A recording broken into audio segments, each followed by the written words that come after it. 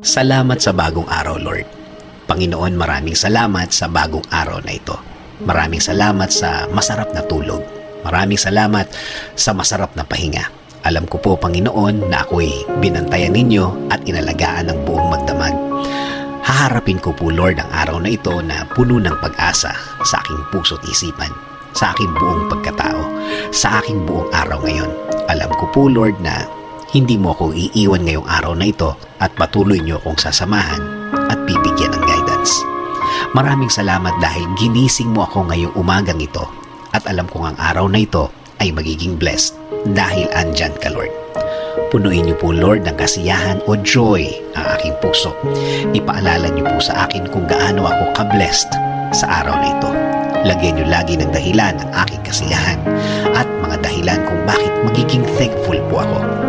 Kapag pumasok na po ang problema sa aking araw ngayon, i-remind niyo po ako ng inyong pagmamahal, ng inyong presensya, ng inyong kabaitan, ng inyong pag-aalaga, na kayo po ay laging andyan para ako'y alalayan. Kapag ako ay nanghihina, ipaalala niyo po sa akin na lagi po kayong andyan para ako'y tulungan, para ako'y alalayan, para ako'y alisin sa isang problemadong sitwasyon. Lord, kapag naalala ko ang aking problema, please remind me that you got me, that everything will be okay and fine. Please remind me also of my purpose. Kung bakit ako nasa mundo, kung bakit ako nabuhay, kung bakit ako andito para sa araw-araw, para paglingkuran kayo at mahalin.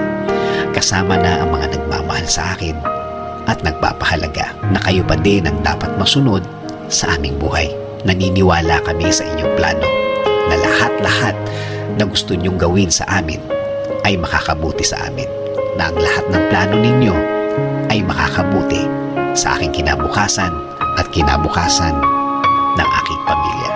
Lord, patuloy niyo pong pasukin ang aking buhay. Isinusuko ko na po sa inyo ang aking araw-araw, ang aking mga gagawin at aking mga plano. Patuloy niyo kaming bigyan ng guidance sa araw na ito at sa mga susunod. Alam ko po, Lord, na ang araw na ito ay mas mabuti, mas maganda, mas produktibo kesa kahapon. Dahil ang lahat ay magbabago kapag kasama ka namin, Lord. In Jesus' name we pray. Amen.